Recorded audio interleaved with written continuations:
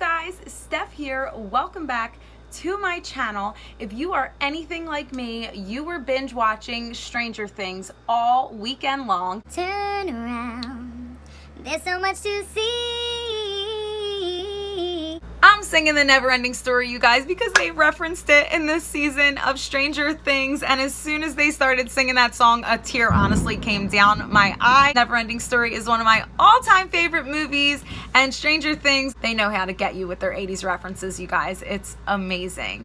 Season 3 aired on the 4th of July, and honestly, you guys, I think it was one of the best seasons yet. I'm a big fan. I love science fiction. I love fantasy. I love the 80s. I love the 90s and everything that had to do with film in those eras. You guys, I want to talk about Stranger Things because it is literally my favorite show right now. And season 3 was full of so much to talk about. So guys, if you haven't seen Stranger Things season 3 yet, this probably is not the video for you because I'm going to be discussing and breaking down everything that happened. Spoiler alert. But if you have seen it and want to join in the Stranger Things conversation, want to know my thoughts and opinions, and want to give me some of your own in the comment section below, then this may be the video for you. And you guys, because we can't get enough Stranger Things, I am also going to be taking a drive to my nearest Baskin Robbins, where apparently they have tons of Stranger Things items to buy, really cool stuff apparently, and also ice cream. So who doesn't love ice cream? It's hot as hell where I am in the Philadelphia, South Jersey area, you guys. So since I love Stranger Things and ice cream, I'm taking my ass to Baskin Robbins and I'm getting me some of these awesome ice cream treats, and I'm going to show you guys what I got today. Please like and subscribe if you're not already. I would love to have you guys as a part of my YouTube family. It would mean the world to me. We have a lot of fun on my channel and I upload videos every week. So let's get right into the video. Let's break down the characters and kind of what they did this season. I'm gonna start with Dustin and Steve because they are two of my absolute favorite characters on the show. Not just because they're adorable, awesome guys, but I think their chemistry is so amazing together, and I was really happy to see that the Duffer Brothers put them together again this season. Dustin and Steve are played by Gaten Matarazzo and Joe Keery. They both have really strong characters. I feel like their characters have a lot of personality and have both evolved a lot over the past few seasons. In season 3, Dustin overhears a conversation in the Russian language and asks Steve to be his partner pretty much in cracking the code, figuring out what the Russians are doing because they want to be American heroes. And we have heard in a previous season mention of the Russians, so I wasn't surprised when they involved them in everything that's going on. In the beginning of the show, they show that the Russians are trying to open the portal, and that gets you started for the season and gets you really excited and nervous and realizing that people on the other side of the world also know about the Upside Down. And so this can actually be an epidemic, a worldwide issue. Dustin and Steve, innocently enough, do not know exactly what's going on, and they think that they could just crack this code, become heroes, and it won't be as big of a deal as it ends up turning out to be. Then the rest of the gang, Mike, Will, and Lucas, played by Finn Wolford, Noah Schnapp, and Caleb McLaughlin. They're going off on their own thing. They're not really caring too much about Gaten's character, Dustin. They seem to not be super concerned with where he's at because both Mike and Lucas have girlfriends right now. Lucas is dating Max and Mike is dating Elle, and they're very wrapped up in girls. Meanwhile, Will is feeling a little bit left out. He really wants to have his best friends. He doesn't want them to be so into girls that they forget their party. He loves them and he really just wants to be normal and play Dungeons and Dragons forever. Elle and Max, played by Millie Bobby Brown and Sadie Sink, are both becoming closer this year. It seemed like their friendship joined a common bond when they started hating their boyfriends, which was really funny and cute. And it showed Elle for the first time being a real teenage girl, going to the mall, having a little fun, letting loose a little bit, which she has never been able to do. So it was really cute to see her character expand in that way, break out her own 80s clothing style, and Max is kind of helping her and molding her into, you know, being a teenage girl, which causes a few little issues and tiffs between Mike and Sadie, just because he doesn't want her influencing Elle. He cares about Elle a lot, and in this season he actually tells Elle that he loves her, and she tells him she loves him too, which is adorable, and I think something that everyone has been waiting for quite a while. Nancy and Jonathan, played by Natalia Dyer and Charlie Heaton, are off on their own thing again. As usual, the two of them are lovebirds, but they're having little disagreements here and there because they work for a paper company together, and she wants big stories, big action. She wants a promotion. She wants to be somebody that is reporting the news, and he's more realistic in the sense of he knows that they just need normal jobs and that stuff like that doesn't really happen overnight. But Nancy's determined. She ends up hearing about these diseased rats that are eating up a lot of soil in an older woman in the town's house, and ends up going there to get the report to bring it back to the Post. But none of the guys seem to take her seriously, and she's very much pushed aside as a woman, and they keep calling her Nancy Drew and being really mean to her and not really caring about her story at all whatsoever. She ends up being extremely upset about the diseased rats and the woman when she realizes that they are pretty much possessed by the mind flare. She ends up calling up Jonathan and making sure that he checks on Will. And at that point, the gang starts getting back together, and they all realize that there's an issue going on and that things seem to be starting to connect. Joyce and Jim, played by Winona Ryder and David Harbour, their love story is actually starting to get really, really cute. They bicker throughout this whole season, but in the end, you realize that they really do want to be together. Joyce was just scared because she lost her boyfriend last year, and I think she was still in a lot of pain from that, didn't want it to happen again. He's still in a lot of pain from everything he's been through, and he had his guard up as well, but they seem to be fighting like lovebirds, and they're ready to make it happen. Throughout this whole season, Joyce is freaked out because the magnets on her fridge keep falling. She realizes that that's a problem. She goes to seek help with the boys' science teacher, who has always been a big help and a great character that we really love in the show. He pretty much explains to her the science behind why her magnets are falling, which makes her realize that something must be going on in the town that she needs to figure out, because obviously it may concern her family after everything she's been through. Jim obviously thinks she's crazy at first, but nevertheless, he loves the woman and he helps her out, and they end up realizing that there's some Russian collusion going on, which starts to involve everyone in the situation. Meanwhile, still, Dustin and Steve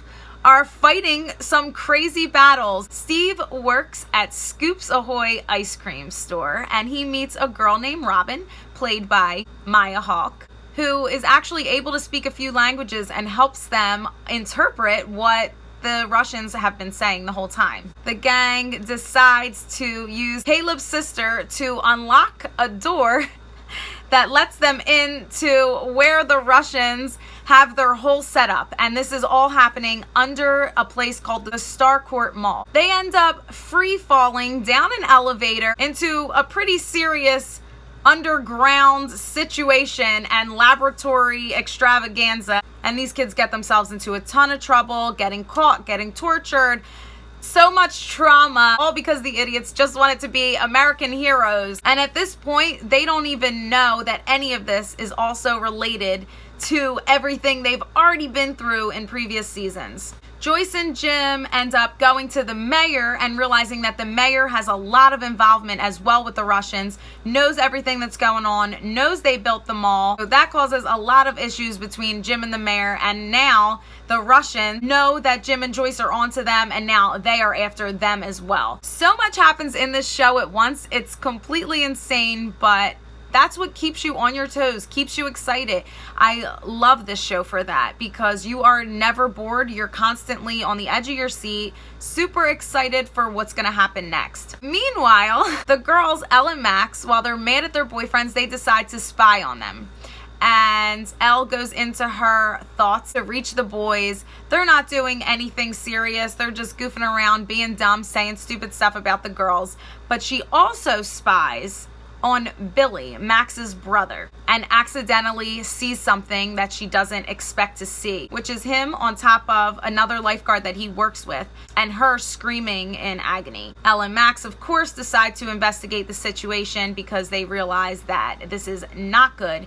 And Billy, played by Decree Montgomery, had an amazing role this season. Honestly, he did such a sick job being a villain. He was freaking scary as hell, honestly. And his part was that he had been taken and controlled by the Mind Flayer, was developing an army of other people in the town, including his fellow lifeguard, her father, her mother, and a bunch of other people from the post, etc., that were pretty much being mind-controlled zombies by the Mind Flayer.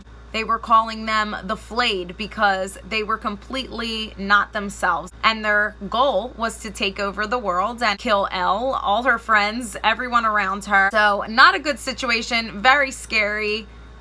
This made for some really good scenes that, in my opinion, reminded me a lot of The Shining. There was a particular scene in the hospital where Nancy and Jonathan were stuck on a certain floor. They went to look for the old woman. She was no longer there, and they ran into a couple of their bosses who were completely mind flayed by the Mind Flayer.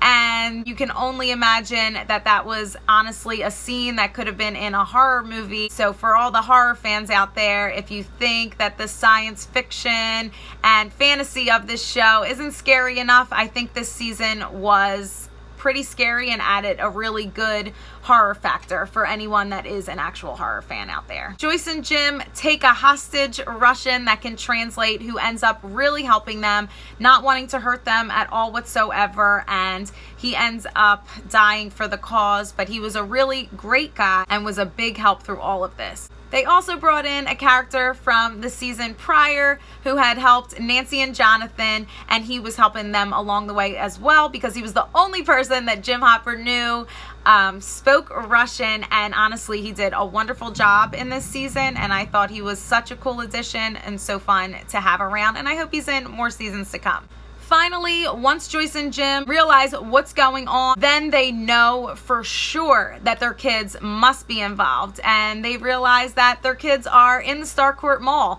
So they go there. At this point, the whole gang's together, which we love so much. When they all end up seeing each other, it's pretty much the best moment ever. This is the big epic last episode, and it was so amazing. It was called The Battle at Starcourt, which I thought was such an amazing title. Throughout the whole episode, Dustin spoke of his girlfriend Susie, that no one believed him was a real person, who at the end, Susie ends up saving the day by giving them the right code that they need to turn off this machine that is trying to get them to reach the upside down. Meanwhile, there's a million different battles going on. There's fireworks, there's the Mind Flayer, there's Elle, who has lost her powers because the Mind Flayer had gotten in her body. They're fighting Billy, they're fighting the Mind Flayer. It is a totally crazy situation. They're fighting the Russians. But the saddest part, the part that made me sob actual tears, they pretty much Armageddoned it. And if you've seen Armageddon, you know what I mean. Jim Hopper sacrifices himself to blow up that machine, which can blow a person to bits. He does it for his daughter. He does it for those kids. He does it for Joyce. And you just love him for that. Like you don't already love him so much already. Jim ends up losing his life, or so we think. And when the whole battle is done, everyone is hugging. They're so happy it's over. But they lost a really important person and one of the most important and amazing characters on the show. But the Duffer Brothers, They put a knife in us and they twisted it when Elle read that letter from him 3 months later. And you really see how much she really loves him and has accepted him as her dad. At the end, Will, his brother, Elle, and Joyce are moving away. They're leaving Hawkins. I think they've been through a lot of trauma, and Joyce is really ready to leave town. She does not want to do this anymore and deal with it, especially after losing one of the loves of her life. All the friends hug, they all cry, and they're ready to embark on some separate journeys. So it's a little hard to see, a little hard to watch. The end kind of makes you very sad until they give you a glimpse of hope.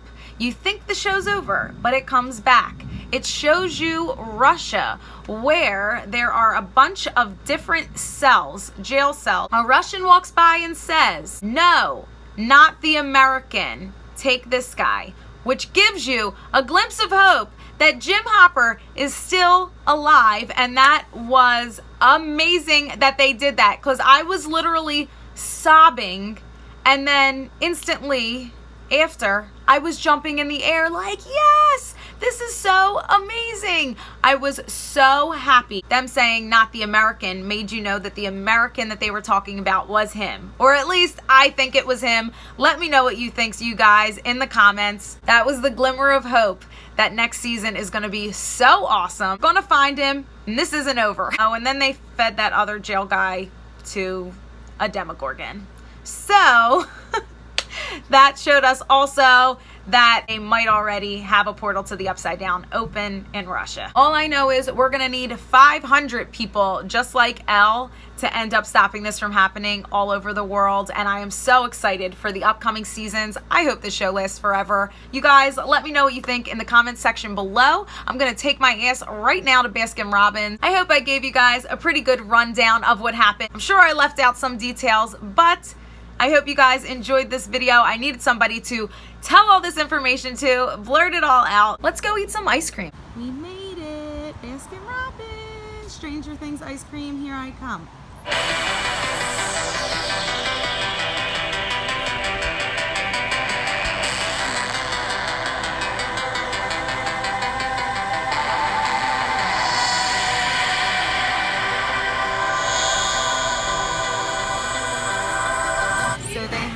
The Scoops Ahoy, you guys. Steve Harrington's favorite flavor, USS Butterscotch. I have a Lights cookie cake. Okay, you guys, so I'm here trying 2 different ice creams at Baskin Robbins. I have the USS Butterscotch, which was Steve Harrington's favorite, and I also have, everybody's telling me they look really good, and I also have 11's Heaven to try, you guys, which I think is waffle flavored ice cream. It has different chocolate chips in it, so I'm super excited to try both of these. I think I'm going to try the USS Butterscotch first. That is really good. Steve's right. Now 11's Heaven. That's really good too, and honestly, this one I probably like a little bit better.